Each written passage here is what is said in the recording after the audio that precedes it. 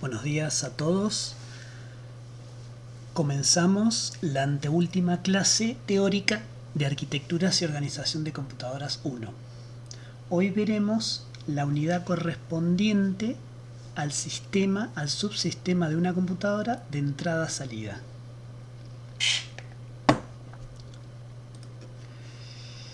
El temario general por programa es conocer qué es un dispositivo de entrada-salida, o sea, poder identificarlo dependiendo de la computadora, qué tipo sería,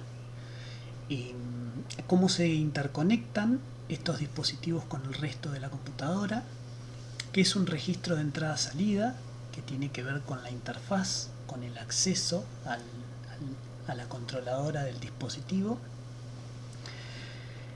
el tipo de direccionamiento que se puede realizar para acceder al periférico y las técnicas que se utilizan de programación de la entrada-salida en sí, es decir, cómo se puede con un programa acceder a un dispositivo.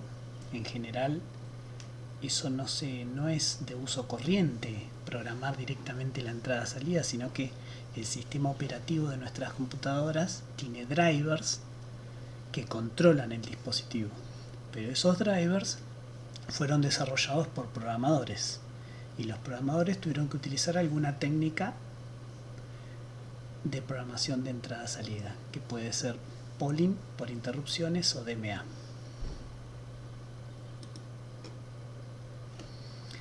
¿De qué está compuesto el subsistema de entradas-salidas?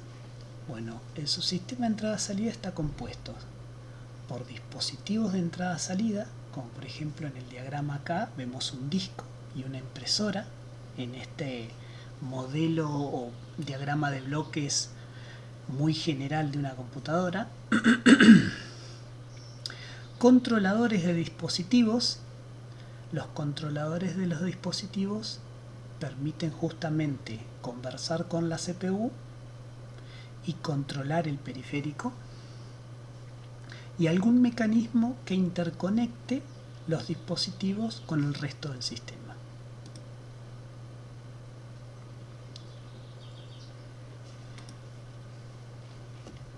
Bueno, ¿qué son los dispositivos de entrada-salida? Los dispositivos de entrada-salida son componentes generalmente externos a la computadora, algunos pueden ser internos, pero su función principal es comunicarse con el mundo exterior. Sin un dispositivo de entrada-salida, la computadora sería un elemento electrónico completamente mudo, que no se podría comunicar ni con otros dispositivos, ni con otras computadoras, ni con las personas. Si la computadora solo fuese memoria y CPU, no habría forma de mostrar un resultado. Aun si la computadora descubrió cómo se hace el viaje en el tiempo para volver al pasado o ir al futuro, si una computadora no tiene un dispositivo de entrada-salida, no se lo puede informar a nadie. Se quedaría con ese descubrimiento para siempre sin poder comunicarlo. Bueno, los dispositivos de entrada-salida es justamente para que la computadora se comunique con el mundo exterior.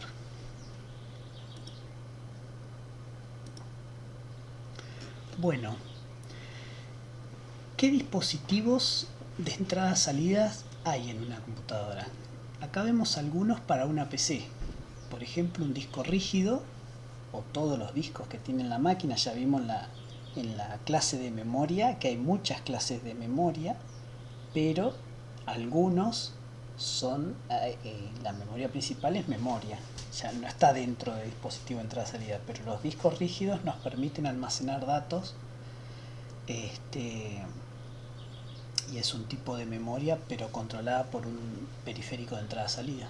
El teclado, el mouse, los monitores, impresora, escáner, cámaras, micrófonos, parlantes, las placas de red, las placas wireless, las lectoras de CD, los controles para videojuegos, bueno, un un montón de dispositivos que se pueden interconectar con la PC y son dispositivos de entrada-salida. Existen ahora unas tabletas para dibujar que usan muchos los diseñadores gráficos, los artistas. Bueno, la variedad es muy amplia. Y en el teléfono de ustedes, ¿qué dispositivos hay?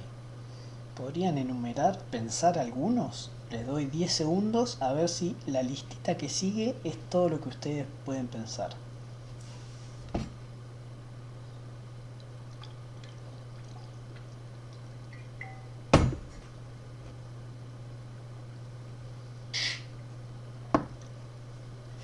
En un smartphone, ¿qué dispositivos de entrada-salida reconocen? Observemos algunos. La pantalla, obvio. El táctil sobre la pantalla es un periférico aparte de la pantalla, no es el mismo. Los botones que tienen al exterior del teléfono. Los sensores de huellas digitales. La luz del flash es un dispositivo de entrada-salida, se prende en ciertos momentos y hay alguien que lo controla, que es software. Los LEDs, si llega a tener el LED de encendido, un LED de que está cargando, aparte de lo que indique la pantalla. Todas las cámaras que trae, GPS, muchos traen unidades de medición inercial que tienen acelerómetros o giroscopios, módem de comunicaciones. Ese módem de comunicaciones es lo que permite hacer las llamadas o mandar SMS.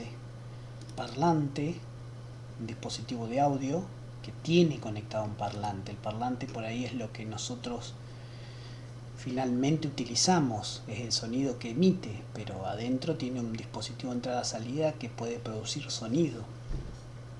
Micrófono, lo mismo, es el dispositivo con el cual podemos introducir audio, pero adentro de la computadora, dentro del teléfono, hay una electrónica que convierte la onda sonora en algo digital. Radio, algunos traen radio, bueno, wireless, y muchos más.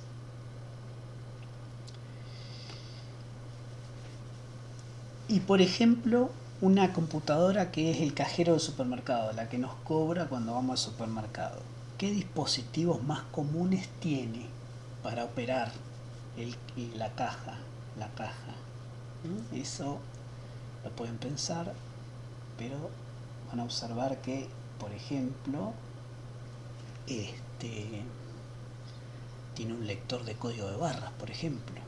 Bueno, pueden pensar otros. ¿Qué más tiene el cajero del supermercado? Por lo tanto, la computadora en sí está, el modelo que nosotros conocemos es que está compuesto por CPU, memoria y entrada-salida. ¿Y qué más se necesita además de estos tres componentes que son los que siempre mencionamos?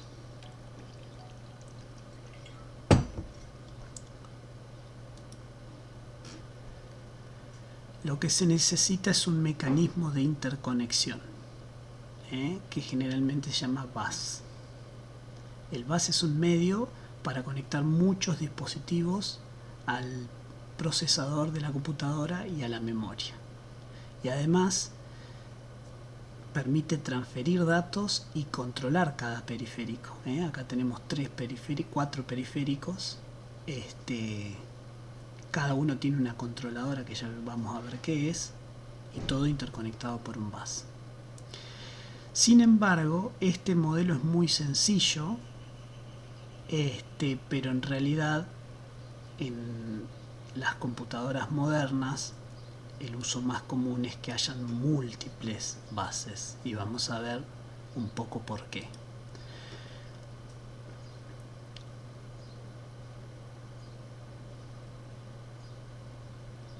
Una característica que obliga a los diseñadores a tener diferentes bases, que los dispositivos no trabajan todos igual. Observen en esta tablita que hay muchos dispositivos, y acá tiene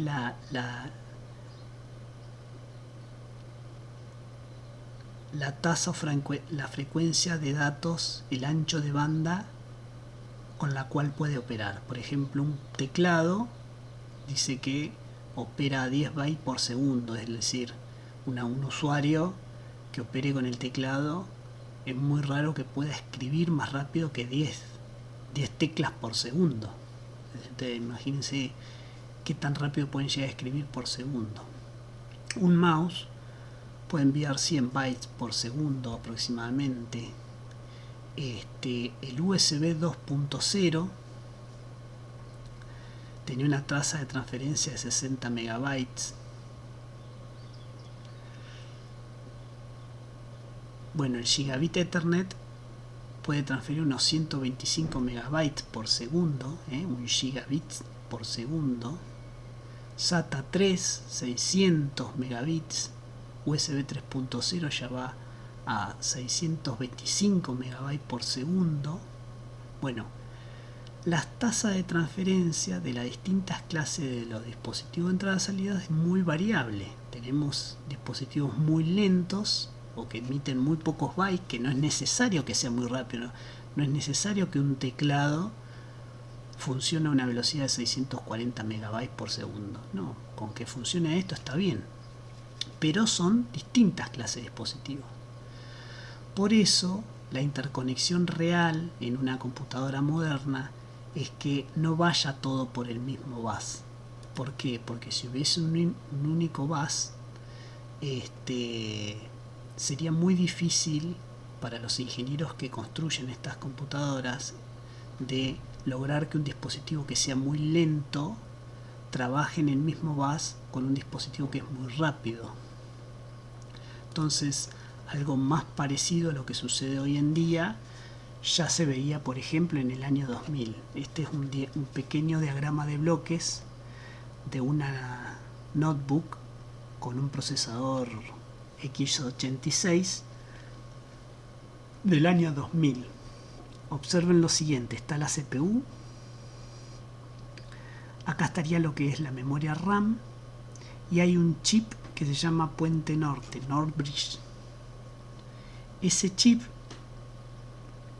tiene, bueno, un bus para conectarse a la memoria de muy alta velocidad y otro bus antiguo pero que se usaba, que era muy rápido también en esa época, para conectar la placa gráfica. Es decir, ya habían dos bus conectados a este chip y este chip tenía un tercer bus para conversar con la CPU. Luego, este chip se comunicaba con otro chip. Ambos chips estaban en ese tiempo en la mother, lo que ustedes conocen como la mother de la PC. El otro chip se llamaba Puente Sur, South Bridge, y tenía un montón de bases diferentes. Un bus USB, un bus para SATA, bueno, y acá hay otro bus, dentro del Puente Sur había otro bus que iba a este chip, que era una controladora de varios buses, y acá había un bus muy famoso que se sigue usando, que es PCI. Está controlado por este South Bridge. Es decir, existen muchas interconexiones en una computadora moderna. No es tan el modelito así, este es el modelito genérico para entender el concepto, pero en una computadora con dispositivos de entrada-salida de velocidades diferentes, la cuestión es real, es distinta, digamos, técnicamente. Hoy en día, el puente norte, el North Bridge, viene dentro del mismo chip, generalmente del microprocesador. Es decir, que este chip ya no está más afuera, sino que está cercano a la CPU en el mismo chip de la CPU. En esa época, acá hay una fotito de una notebook de esa época. Observen que estaba en esta notebook, acá está el microprocesador, que dice CPU, acá dice el microprocesador. Acá está el North Bridge, era otro chip. la placa gráfica y el soft bridge. Observen que el soft bridge era lo que estaba más alejado de la CPU y el NOR bridge es lo que está más pegadito porque sigue este modelo. Esto es algo del año 1000. Bueno, hoy en día el NOR bridge viene integrado en el microprocesador generalmente Intel. Acá estamos viendo para la arquitectura x86, pero es un ejemplo real y las diferentes arquitecturas que tienen que lidiar también con dispositivos de entrada-salida de distintas velocidades también tienen que gestionar muchos bases diferentes.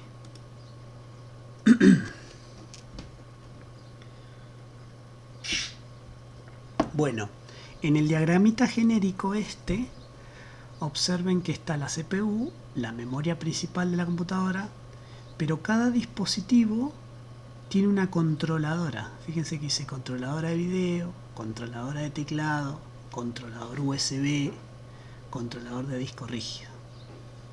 Es decir, acá hay un componente que observen está conectado al bus y además tiene conectado al periférico, a lo que nosotros terminamos usando finalmente. Es decir que dentro del sistema de entrada-salida cada dispositivo tiene una controladora, o una controladora puede controlar diferentes dispositivos. Por ejemplo, una controladora USB puede tener varios dispositivos USB conectados. Bueno, vayamos al concepto de la controladora de entrada-salida. La controladora de entrada-salida es un hardware que está conectado al bus. Fíjense que en este diagrama el bus ahora, lo que nosotros vemos como una línea sencilla, negra acá, en realidad el bus es más parecido a esto. ¿Qué es el bus? Lo hemos definido o lo hemos definido en alguna otra clase. El bus en sí es un montón de cablecitos que interconecta la CPU y la memoria y los dispositivos de entrada-salida.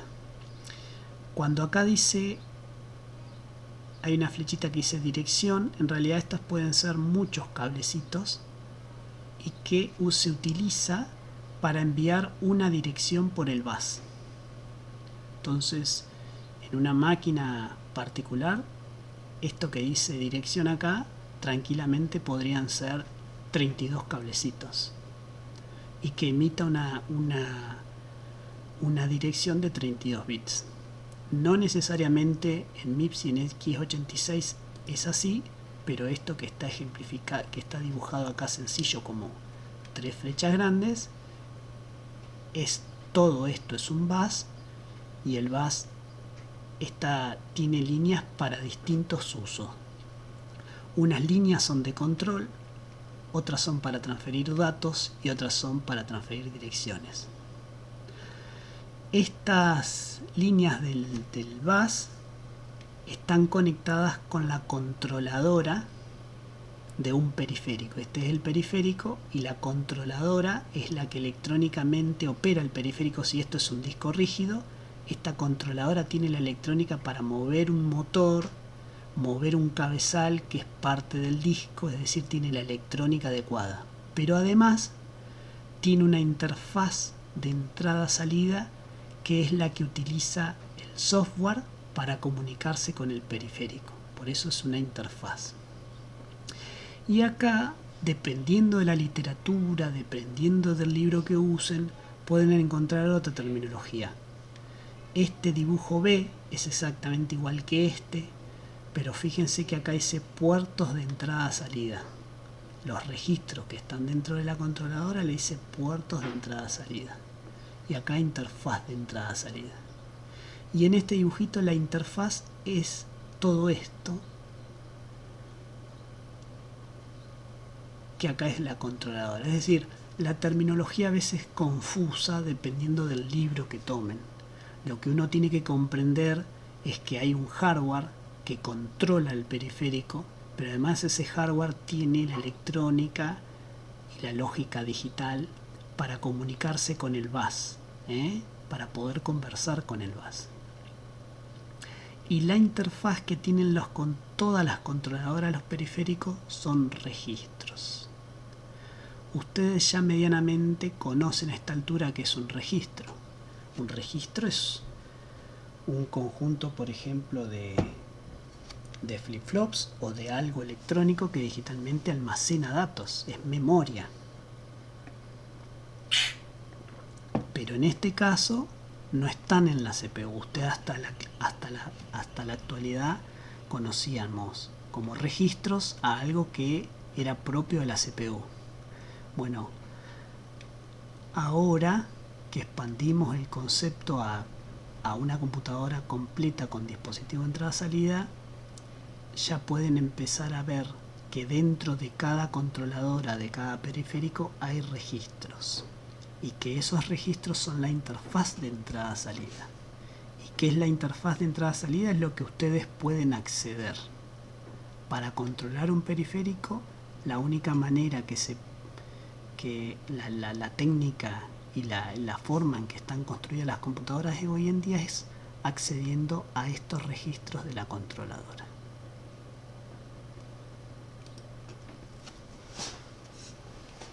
Bueno, lo que estamos viendo acá es una expansión de esto. Esto que estamos viendo acá ahora es esto.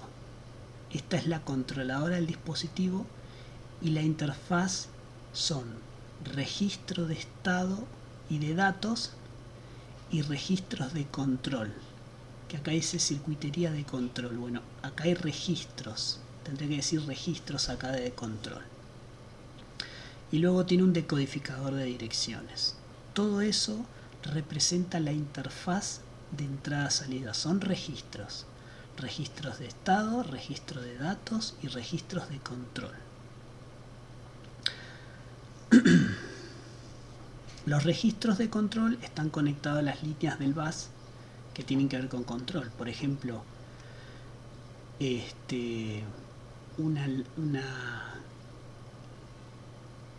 las líneas de control podrían indicarle al periférico que lo que estamos queriendo hacer es leer.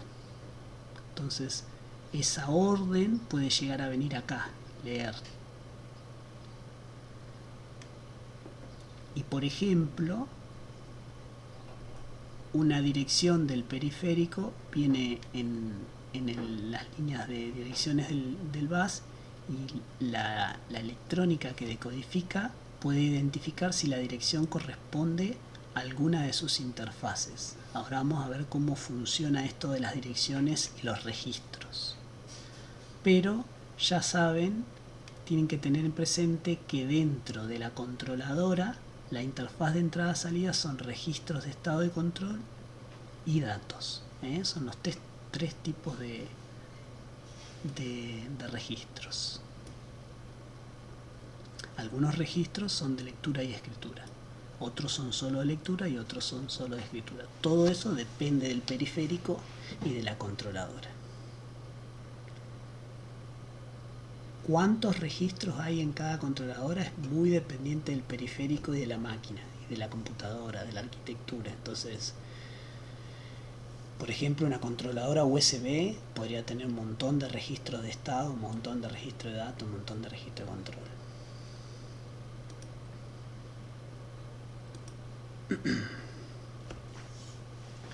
Bien, si los registros son la interfaz de entrada-salida con la CPU, ¿cómo se lo accede? ¿Cómo se puede llegar a esos registros? Porque lo que hacen los drivers de los sistemas operativos o en sistemas embebidos, que uno al programar controla periféricos, uno lo que tiene que hacer es tratar de que nuestro programa que se ejecuta en la CPU logre llegar a la controladora para hacer lo que nosotros querramos con el periférico. Si esto es un escáner, nosotros vamos a querer escanear algo y que esos datos nos lo entregue al programa. Bueno, la interfaz son los registros de la controladora del periférico. ¿Cómo accedemos a estos registros? Hay dos técnicas. Una técnica se llama entrada-salida mapeada en memoria. En la entrada-salida mapeada en memoria, la característica principal es que los registros tienen direcciones y esas direcciones no son parte de la memoria RAM. Son direcciones únicas que son parte de los registros de las controladoras. Entonces, en arquitecturas que tienen entrada-salida mapeada en memoria, para acceder a estos registros que son la interfaz, simplemente se usan instrucciones de carga y almacenamiento de la misma manera que en MIPS veíamos el acceso a memoria, es decir, se utilizan las mismas instrucciones con las cuales se accedía a memoria, pero en vez de utilizar una dirección que sea de la memoria del sistema, se utiliza una dirección que pertenece a un registro de una controladora de un periférico. Es decir, que cada registro de cada controladora de cada periférico tiene una dirección única y esas direcciones no se repiten.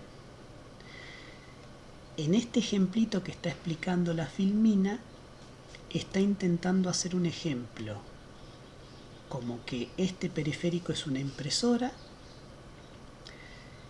que esta dirección es la dirección del registro de datos de la impresora, es decir, un registro de la controladora de la impresora donde se colocan los datos que la impresora va a imprimir,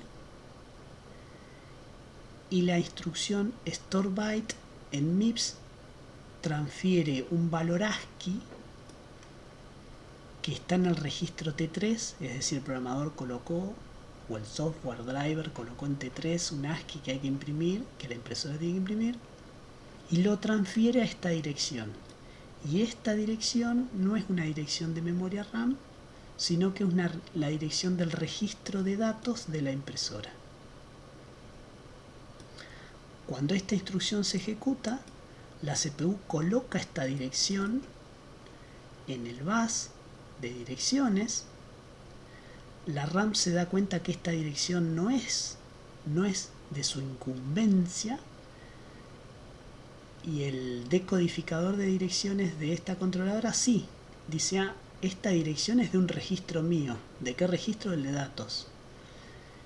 Y la CPU también coloca el dato en data, y en la línea de control coloca la instrucción write. Entonces, la controladora de la impresora detecta que esta dirección es de uno de sus registros, en particular el registro de datos, que la operación es write, entonces toma el dato que viene en el bus de datos y lo coloca en el registro de datos de la impresora. Luego esta impresora, probablemente, lo que hace la electrónica es tomar el contenido del registro de datos y lo imprime. Es decir, tendrá que mover el motor de la impresora, inyectar tinta, mover el papel, lo que sea para imprimir el ASCII. Este es el mecanismo de entrada-salida mapeada en memoria. Y el ejemplito que acabamos de ver es como si fuese la impresora del cajero del supermercado, porque se le envía un ASCII. Ustedes vieron que la impresora de los tickets de los cajeros solo imprimen letras, no hacen dibujos o gráficos. Así que esto tranquilamente podría ser una instrucción que envía una letra a un registro de datos de una controladora de una impresora, mapeada en memoria. La otra técnica de acceso a la controladora de entrada-salida es una técnica que se llama, que es un acceso aislado, entrada-salida aislada.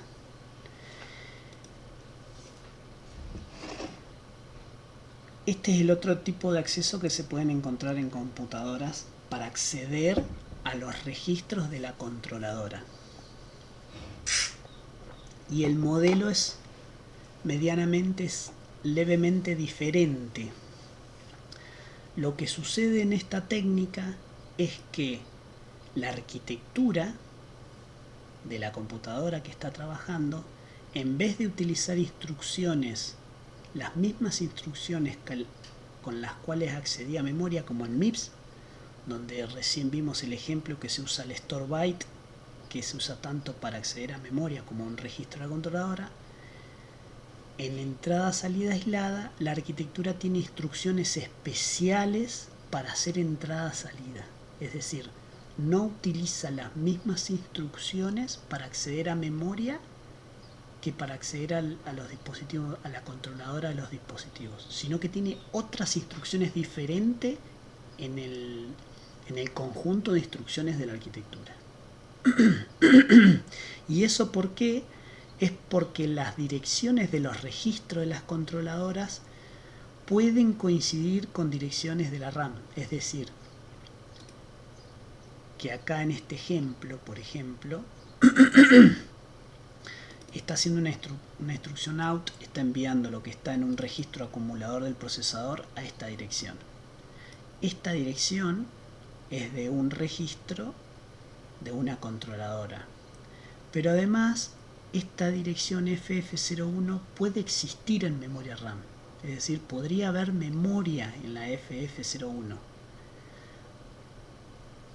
Por lo tanto, esa dirección existe acá y existe acá. Pueden existir en las máquinas que tienen entradas aisladas. ¿Cómo el procesador se da cuenta si lo que queremos hacer es acceder a memoria o acceder a un periférico, si las direcciones pueden coincidir? Es a través de las instrucciones. Esta instrucción out en x86, por ejemplo, que tiene esta técnica, igual la arquitectura de x86 hoy en día tiene las dos técnicas, pero también tienen entrada-salida aislada. Y tiene una instrucción, en el conjunto de instrucciones se llama out, simplemente.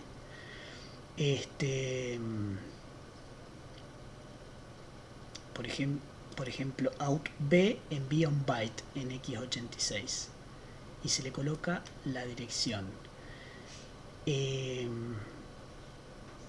Esa instrucción es solamente de acceso a las controladoras, es decir, que va a usar este bus. Y observen otra diferencia, que acá aparecen dos bases, por lo tanto la CPU va a colocar esta dirección en este bus de direcciones y no en este. ¿Y cómo se da cuenta la CPU que lo tiene que colocar en este y no en este? Simplemente por el tipo de instrucción. Si el tipo de instrucción es de carga y almacenamiento normal de acceso a memoria, la CPU va a colocar la dirección en este bus. Bueno, por lo tanto esa es la gran diferencia de aislada con mapeada. En mapeada,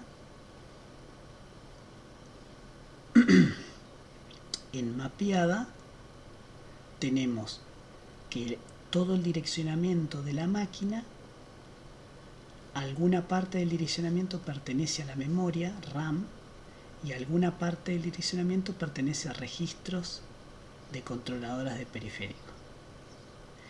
Y en entrada-salida aislada tenemos un direccionamiento que es solo para la memoria y un direccionamiento que es solo para registros de entrada-salida, que acá le dice puertos.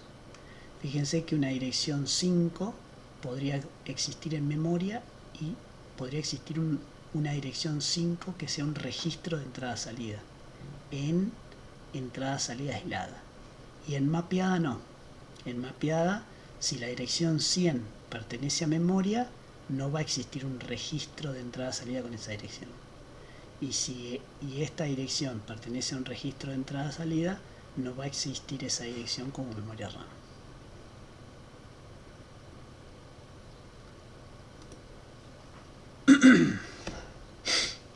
Bueno, una vez identificado el tipo de técnica de acceso a los registros de la controladora, si es mapeado en memoria o aislado, eso es 100% dependiente de la arquitectura, lo que acabamos de decir. Eso viene en los manuales de la arquitectura y te indica cómo se accede a los registros de la controladora, a los puertos. Una vez que se conocen las técnicas de acceso, si es mapeado o aislado, lo que continúa después es ver cómo hacemos la programación de entrada-salida, cómo nuestro programa realiza la transferencia de datos entre los dispositivos, entre la controladora del dispositivo y la CPU o la memoria. Las tres técnicas que se utilizan de programación son entrada-salida programada, entrada-salida mediante interrupciones y entrada-salida mediante acceso directo a memoria, que es el DMA. Las tres técnicas tienen sus características, ninguna es mejor que la otra, son diferentes. Para algunos dispositivos se implementa algunas y para otros tipos de dispositivos se utilizan otras. Esto tiene que ver también generalmente con la velocidad del dispositivo. Obviamente que la estrategia utilizada para cuál de estas se va a usar tiene que ser soportada por el hardware. La entrada-salida programada, polling. La entrada-salida programada polling funciona de la siguiente manera. Supongan que ustedes están escribiendo un programa y que esto sea un teclado, y que esta sea la controladora del teclado. En entrada-salida programada, lo que hace la CPU es utilizar el registro de estado que tiene la controladora. Recuerden que uno de los registros es de estado. El registro de estado indica justamente en qué estado está el periférico y lo actualiza la controladora, la electrónica del controlador. Entonces, hay un registro en la controladora que es de estado y en un teclado probablemente ese registro indica si se pulsó una tecla o no. Habrá algún bit en ese registro que indica que si está en 1, por ejemplo, es porque el usuario presionó una tecla, y si está en 0 no presionó nada. Bueno, en entrada-salida programada lo que hace la CPU es leer ese registro de estado. Le pide a la controladora que le dé el contenido de ese registro de estado. Entonces la controladora le da el dato del registro de estado. Y la CPU verifica y dice, ¿está en 1 el bit que indica si presionó una tecla? No. Bueno, lo lee de vuelta y dice, ¿está en 1 o no? Lo lee de vuelta, ¿está en 1 o no? Lo lee de vuelta, ¿está en 1 o no? El usuario presiona una tecla, la controladora actualiza el registro de estado y cuando la CPU lee ese registro, detecta que está en 1 y dice, entonces ahora el usuario presionó una tecla. Entonces la CPU ahora le pide, en vez del registro de estado, le dice, devolveme el valor del registro de datos. La controladora devuelve el valor del registro de datos y en el registro de datos, probablemente si el periférico es un teclado, viene el valor ASCII de la tecla. Es decir, que en entrada-salida programada lo que se hace es constantemente verificar el registro de estado de la controladora. ¿Y eso lo hace la CPU automáticamente? No, eso lo hace el programador. El programador va a escribir un código, un while, una repetitiva, que todo el tiempo accederá al registro de estado del periférico que le interesa hasta que este registro de estado cambie, hasta que alguno de sus bits tenga algún valor. Entonces se queda todo el tiempo pidiéndole a la controladora que le devuelva el valor del registro de estado y verificando qué contenido tiene. Todo esto lo escribe el programador y un bucle que se queda todo el tiempo esperando un valor particular de ese registro. Cuando lo encuentra, dice, bueno, entonces sucedió una entrada-salida. Cuando sale de este bucle, el programador escribe el bucle de tal manera que termina el bucle cuando el registro de estado muestra que se produjo una entrada-salida. Y ahí transfiere datos desde el periférico a la CPU, de CPU al periférico. Si es una impresora, por ejemplo, las impresoras no son muy rápidas. Tal vez la impresora puede imprimir la impresora del cajero del supermercado. Tal vez puede imprimir 10 letras por segundo, pero el procesador de la computadora puede ejecutar 5.000 millones de instrucciones por segundo. Bueno, entonces no puede enviarle el procesador 5.000 millones de letras por segundo a la impresora, porque la impresora no lo puede imprimir. Lo que hace el programador con entrada-salida programada es leer el registro de estado de la controladora de la impresora y esperar hasta que ese registro le diga que la impresora está disponible para recibir un nuevo byte para imprimir. Entonces el programador escribe este bucle de tal manera de leer todo el tiempo el registro de estado del control de la impresora, y cuando la impresora dice ahora sí puedo recibir un byte, el programador hace la transferencia del byte del próximo byte a imprimir, y luego se queda de vuelta esperando a que la impresora imprima. Entonces se queda todo el tiempo consultando el registro de estado de la controladora. Si ustedes se lo ponen a pensar, esto está siendo ejecutado por la CPU, lo escribió el programador y está siendo ejecutado por la CPU. Lo que sucede en esta técnica de entrada-salida programada es que la CPU se queda leyendo el registro de estado constantemente, pierde tiempo esperando a que el periférico esté listo para recibir o enviar un byte. Con lo cual, esta técnica, si bien funciona, podríamos decir que malgasta un poco la CPU, porque la CPU podría estar haciendo otra cosa mientras espera que la impresora termine de imprimir un byte, en vez de estar todo el tiempo consultando este registro de estado. Bueno, la técnica que es una de las más utilizadas y nuestros smartphones, nuestras PC, nuestras notebooks y la mayoría de las computadoras tienen, es una técnica soportada por el hardware, que se llama interrupciones de entrada-salida. ¿Y qué es una interrupción de entrada-salida?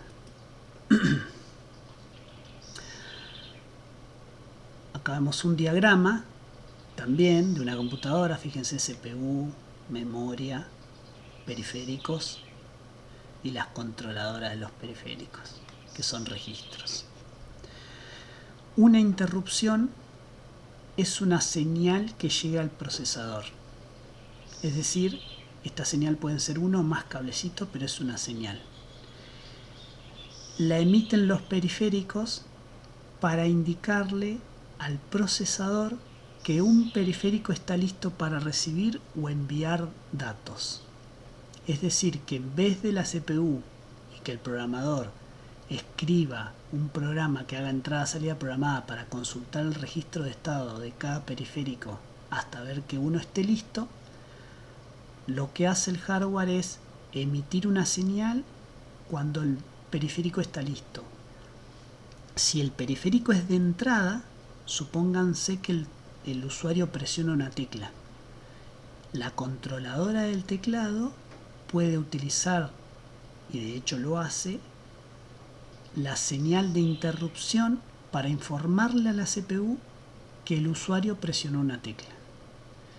De esta manera, la CPU se puede enterar cuando un periférico cambió de estado. Porque en un teclado, por ejemplo, lo más probable es que la tecla que se pulsó, el valor ASCII queda en el registro de datos. Y además en el registro de estado queda plasmado que el periférico cambió, que hubo un dato de entrada. Bueno, y la electrónica del periférico puede encender esta señal que se llama un requisito de interrupción.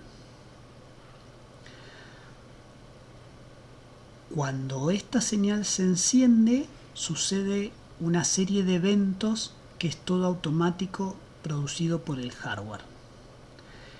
Y hay unas partes en esta etapa que es por software. El modelo básico es lo siguiente. La CPU estaba ejecutando un programa.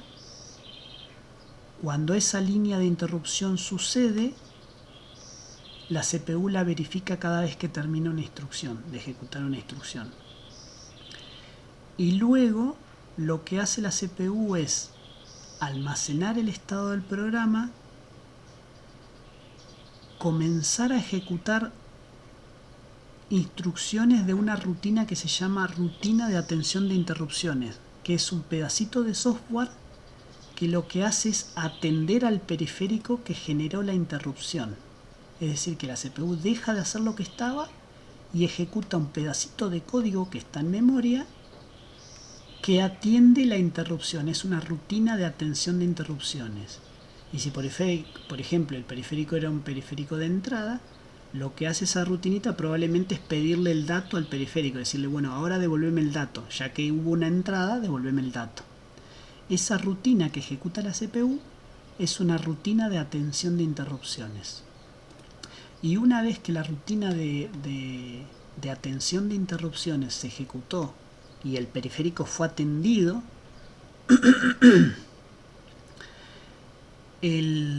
se restablece lo que la CPU estaba haciendo y continúa ejecutando el programa que venía haciendo.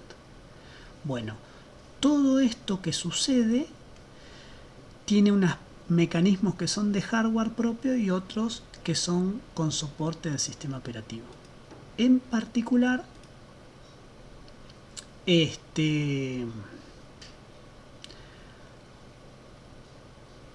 lo que interviene en ese mecanismo de que la CPU deje de hacer lo que estaba haciendo y atienda la interrupción, interviene una tabla que está en memoria que se llama tabla de vectores. Y la CPU utiliza un mecanismo que está propio en su hardware, que es de identificación del origen. ¿Por qué? Porque cuando sucede una interrupción, cuando uno de los periféricos que está en el sistema enciende la señal de interrupción, lo que la CPU primeramente se entera es que esta señal está encendida, pero no sabe cuál de los periféricos fue que encendió esta señal. Fíjense que esta señal es única. O sea, la puede encender este, o la puede encender este, o la puede encender otros. Pero la entrada a la CPU es una. Entonces, lo que tiene que hacer el procesador es detectar qué periférico la generó. Bueno, aquellas arquitecturas que utilizan una tabla de vectores utilizan un hardware interno que en la literatura se les conoce como interrupciones vectorizadas. Lo que hace la CPU en interrupciones vectorizadas es encender otra señal de reconocimiento de interrupción que le llega a todos los periféricos. Acá está dibujado pero le llega a todos. El periférico que había generado esta señal, al llegarle esta señal desde la CPU, dice, ahora la CPU me puede atender. Entonces, él emite esta señal. La CPU está ejecutando un programa. Cuando la CPU decide que le va a dar importancia a esta señal, enciende la de reconocimiento de interrupción, que le llega a todos los periféricos, en un modelo sencillo. El periférico que encendió esta señal dice, ahora está a punto de atenderme. Lo que hace el periférico es colocar en el bus de datos un ID, un número que lo identifica. Ese número es distinto en cada periférico y corresponde a una entrada en este vector, en esta tabla de vectores que yo mencioné. La tabla de vectores es simplemente un arreglo que está en memoria y cada entrada corresponde a un periférico. Entonces, si la entrada 5 en la tabla de vectores corresponde al teclado, cuando el teclado genera una interrupción, la CPU enciende la señal de reconocimiento, lo que hace el periférico es colocar el número 5 en el bus de datos. Ese número 5 lo lee la CPU ya sabe que por acá va a venir un ID, un identificador, porque él encendió esta señal. Entonces en ese momento simplemente hace un ciclo de lectura del bus y se queda esperando un ID. El periférico que había generado esta interrupción y recibió esta señal coloca su ID. La CPU obtiene ese ID y accede a la tabla, a esa entrada. Si el ID que llegó es el 5, accede al 5. Lo que hay en ahí ya identificó cuál es el periférico. Es decir, que luego de identificarlo, lo que hace es otro ciclo de bus para hacer una lectura de memoria porque tiene que acceder a esta tabla de vectores. Lo que hay en esta tabla de vectores pueden ser dos cosas. O en cada entrada de esta tabla de vectores hay una dirección o hay una instrucción. Y eso es dependiente de la arquitectura. Por ejemplo, en X86 hay una dirección. Pero en ARM de sus smartphones, la tabla de vectores tiene una instrucción. Si hay una dirección, como en X86, lo que hace la CPU es leer esa entrada. Si fue el 5, le pide a la memoria que le dé la entrada 5 de esa tabla de vectores. La memoria devuelve el dato y lo que devuelve es una dirección. Con esa dirección, la CPU salta en la memoria a la rutina de atención de interrupciones. Es decir, que cada rutinita que está en memoria que atiende un periférico, esta parte que atendía un periférico, es un pedacito de la memoria que tiene un pequeño programita que lo atiende y que sabe cómo trabajar con este periférico o con este. Cada rutina es distinta porque cada periférico es distinto. Y cada dirección de esa rutinita está en esta tabla de vectores. Es decir, que el vector en X86, por ejemplo, es una dirección. Y con esa dirección la CPU sabe a qué rutina saltar dependiendo del periférico. Si en cambio la arquitectura dice que dentro de esta tabla de vectores hay una instrucción, lo que usualmente se hace es que en cada entrada se coloca una dirección jump de salto y que cada instrucción jump tiene la dirección de la rutina de atención de interrupciones para cada periférico. Es decir, que para la entrada 5, si era el teclado y este es el teclado, en esta entrada hay una instrucción jump que va a saltar a una parte de la memoria que tiene el mini programita que sabe atender al teclado. Todo ese mecanismo de hardware es interrupciones vectorizadas. Y lo vuelvo a resumir porque es algo complejo, pero no extremadamente complejo. El periférico activa la señal de interrupción cuando necesita atención, cuando hubo una entrada o está listo para hacer una salida. El procesador automáticamente, cuando va a atender la interrupción, enciende la señal de reconocimiento de interrupción. El periférico que generó esta señal emite su ID. La CPU obtiene ese ID y hace una lectura a la memoria para leer la entrada correspondiente a ese ID en la tabla de vectores.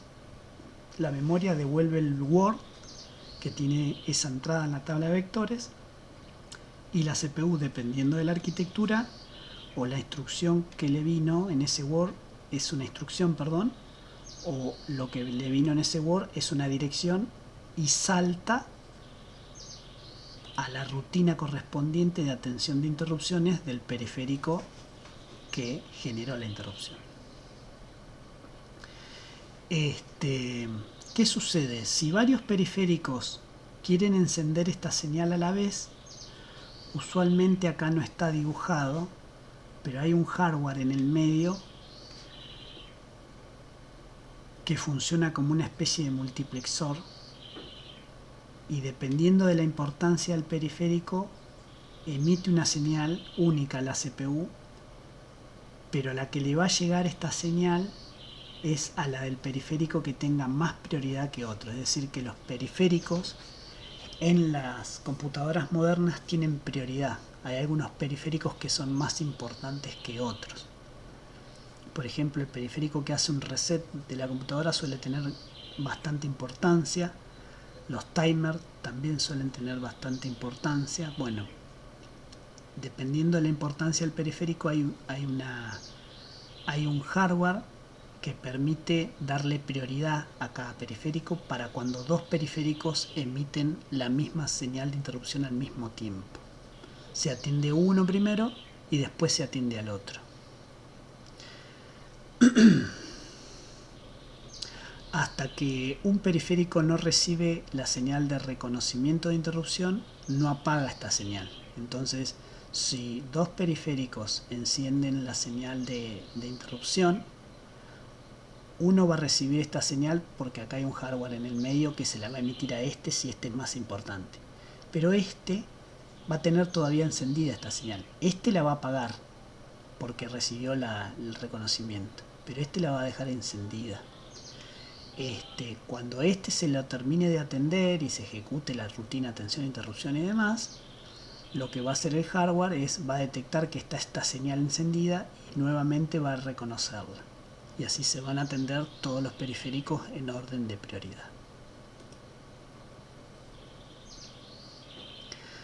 Hay otra técnica con interrupciones que es interrupciones no vectorizadas, pero eso lo dejamos para el que quiera conocer un poquito más en detalle el tema de interrupciones. Un ejemplo de arquitectura que hace interrupciones no vectorizadas es MIPS. MIPS simplemente cada vez que hay una interrupción salta a una única rutina de atención de interrupciones. No hace todo el mecanismo de identificación por hardware del periférico. Simplemente salta una rutina general. Pero esta rutina de atención de interrupciones en MIPS, que hace no vectorizadas, lo que tiene que hacer es consultar a cada periférico a ver quién fue el que cambió de estado, el que generó la interrupción. Es un mecanismo que por ahí es más lento para hacer la atención de interrupciones, pero es mucho más sencillo en hardware, porque no se necesita hacer todo lo anterior.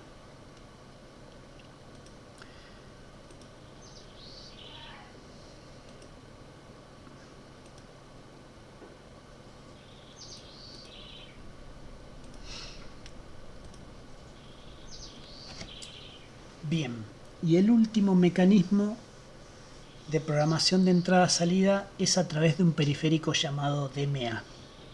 El DMA ya lo mencionamos cuando hablamos con caché. Los DMA piensen que es como un periférico que está conectado al bus, que es como una mini computadorita. ¿Por qué es como una mini computadorita? ¿Y cómo funciona? Para los dispositivos de entrada-salida que necesiten transferir mucha cantidad de información, por ejemplo un disco rígido o una placa de red que tienen mucho ancho de banda y hay que transferir muchos datos desde el periférico a memoria o de memoria al periférico, si uno utiliza la técnica anterior de interrupciones, para cada palabra que hay que transferir hay mucho overhead de la CPU haciendo el mecanismo de interrupción cada vez que se transfiere una palabra. Por lo tanto, para esos periféricos que tienen mucho ancho de banda que necesitan transferir bloques de memoria desde el periférico a la memoria o de la memoria al periférico, lo que se utiliza es un DMA que viene incorporado en las arquitecturas modernas desde hace muchos años para liberar a la CPU de tener que involucrarse con el mecanismo de transferencia todo el tiempo. Y este periférico funciona de la siguiente manera. Supongan que un bloque de datos desde el disco, que está en un disco rígido, hay que transferirlo a la memoria. Lo que hace la CPU es acceder a los registros del DMA, por lo tanto el DMA tiene una interfaz de entrada-salida, tiene una controladora que son sus registros, y dentro de esos registros está la dirección de inicio o la dirección destino a donde hay que colocar el bloque de datos. Por ejemplo, en este caso, como la transferencia va a ir del disco hasta a la memoria, lo que se coloca es la dirección destino de la memoria.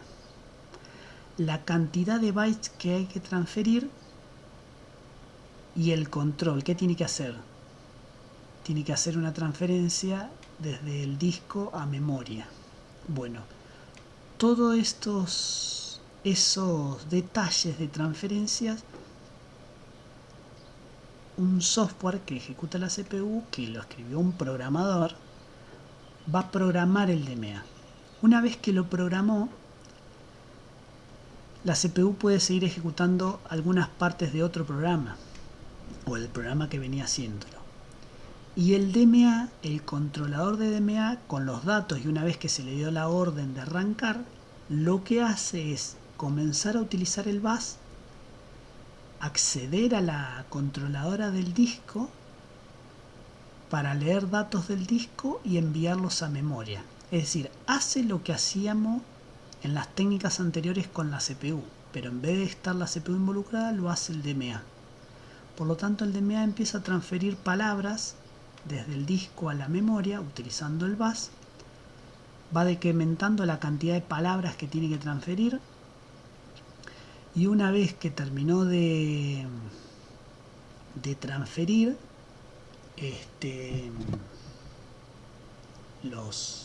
la cantidad de palabras que tenía que transferir, lo que hace el DMA es activar la señal de interrupción a la CPU, como lo hacían los dispositivos en el ejemplo anterior.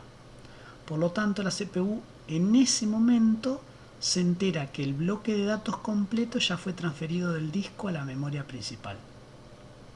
Es decir, que hay, al finalizar el proceso, cuando el DMA finaliza, activa la señal de interrupción para que la CPU se notifique de que cambió el estado del DMA, y el estado del DMA simplemente va a decir: se terminó de hacer la transferencia que pediste. En este caso, con DMA, como el DMA es una controladora que utiliza el bus, lo que hace el DMA es tratar de utilizar el bus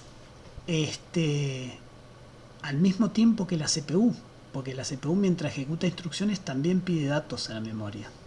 Por lo tanto, se dice que el DMA hace robos de ciclo del bus, porque en realidad es cierto, pide acceso al bus cuando tiene que hacer las transferencias, que son más lentas que la de la CPU. Entre CPU y memoria hay una transferencia que es mucho más rápida que periférico y memoria. Por lo tanto, el DMA no tiene que usar el bus con la misma ancho de banda que lo está haciendo la CPU. Pero sin embargo, los dos están tratando de acceder a memoria, tanto el DMA como la CPU.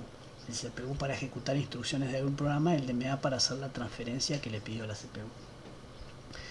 Por lo tanto, el DMA obtiene acceso al bus cada cierto tiempo que lo requiere, y el bus ya empieza a bajar la performance desde la vista de la CPU.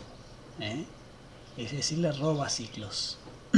Sin embargo, esta controladora DMA evita que la CPU esté involucrada en hacer la entrada-salida constantemente para dispositivos de entrada-salida que necesitan mucha transferencia de datos, como puede ser un disco rígido, una placa de video o una placa de red. Bien, ¿cómo avanzar con estos temas? Para estos temas nosotros tenemos en la web, vamos a colocar un apunte de Alan Clemens que habla de todos estos temas y que él nos dejó compartirlo en la materia, y también a través de consultas en la clase.